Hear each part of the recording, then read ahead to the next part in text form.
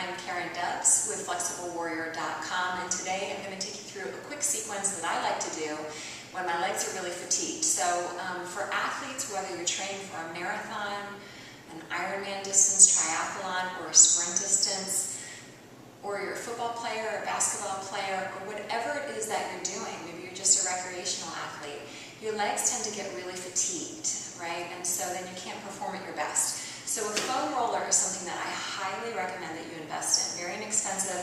I like the high density foam rollers. They just give a little bit more resistance against strong muscles. So, but you can use whatever you feel good about. Okay, so we're going to spend about just 3 minutes going through a few things I like to do. You ideally want to spend about 10 minutes or more. Okay, so you're going to come down into your foam roller. You're going to roll from about the groin, no higher than the hip bone, to above the kneecap, not on the kneecap. Okay, so just rolling back and forth. Again, if your muscles are really tired or sore, you're going to feel this a lot. Okay, so you spend about a minute on each muscle group. So there's your quads. Okay, and then from there, you can just flip over to one side. And this is one that will get you a lot. It hits me a lot. It's your IT band. So you just, again, you want to be above your hip. And when you drag forward, you don't want to go onto the knee. You just want to stay above the knee. Okay? So back and forth. And again, if your IT bands are really sore, you're doing a lot of mileage, a lot of high intensity drills, you're probably going to feel a lot. Okay? It's okay. It's good for you to do this. So work through the little knots that you feel.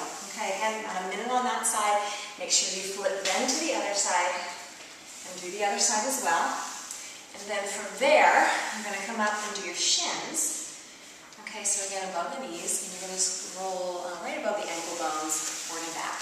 Again, I feel this a lot. I don't get shin splints, but I just get sore here on my shins, especially for running hills. So work it out. Okay, this really increases blood flow. Great for fatigue. Okay, from there, I'm going to do hamstrings. So you just want to get the opposite side of the quad. Hands come out behind you. One foot can stay on the floor. Drag forward and back. Feels so good. Make sure again you get the other side. Again, you have about a minute on each side. So I'm just taking you quickly through it so we can get through the whole recovery sequence. You can do both legs together here. Takes a little bit of arm strength, but not a big deal. Okay, so that's your hamstrings. From there, I'm going to get piriformis and glute. So this one, again, like the IT band, really gets me a lot, so it may or may not get you. You're going to cross your ankle like a pigeon pose, cross the ankle over the thigh, tilt towards the bent knee, and then roll forward and back. If you're not feeling this a lot, adjust it around like just kind of tilt the knee back and forth until you feel kind of a sore spot that needs a little bit more attention. That's where you want to be. And I feel that one a lot. So play around with it. Ooh, and I feel it more on my right side than I do my left side. So again, just if you find a sore spot, stay with it. Think of it as your own little deep tissue massage. Okay, so that's piriformis and glute. And then lastly, this feels really good just to do your spine. So you can have a seat in front of the foam roller. Put your like thoracic spine or upper back on the roller. You can support behind your head if you want to. Just roll back and forth. You might feel little adjustments in your spine, little pops, little this and that. As long as it feels good, go with it. Okay, if you're feeling uncomfortable, you know, I mean, it feels uncomfortable because the muscles are sore, that's one thing.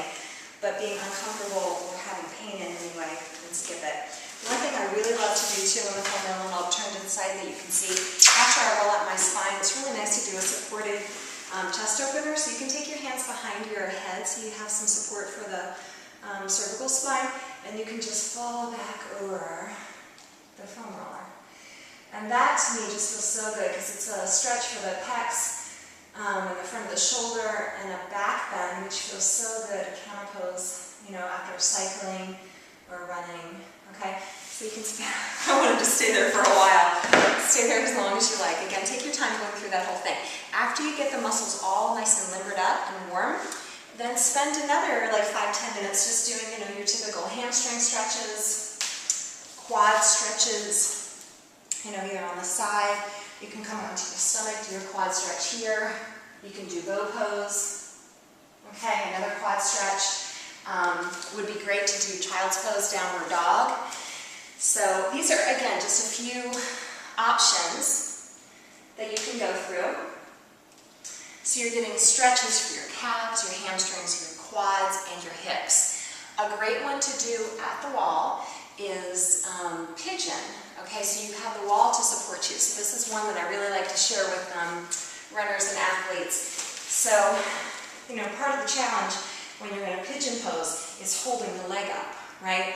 So if you just use the wall, let your foot rest on the wall, then you can really just enjoy the stretch, not work so hard at it. So you just can kind of relax, maybe hold it for a minute or more. And then the very last thing, really, really good for recovery, is to do legs up the wall. Highly recommended, especially if you're doing endurance training. And you can scooch a mat if you like, close to a wall. Takes a little bit of adjusting to get into it. The closer that you are to the wall, the higher up the legs will go.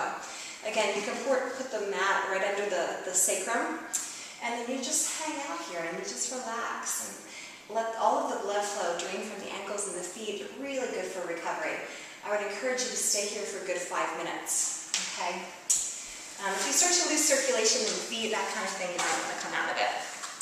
Alrighty then, so again, those are a few ideas that I really like to do when I'm training hard and the legs are getting like kind of heavy and fatigued and you need a little jolt for recovery. Yeah, you could take ibuprofen, you can do ice baths and all that kind of great stuff, but this is complementary to all of that. So, you know, the more that you kind of cross over and do alternate techniques, hopefully the more recovered you will be and the better your performance will be, whether it's your race day or your game day or whatever, okay? So I appreciate your energy. Thank you so much. Good luck with whatever you're performing at, and send me your requests if you have any in particular. All right? Thanks. Namaste.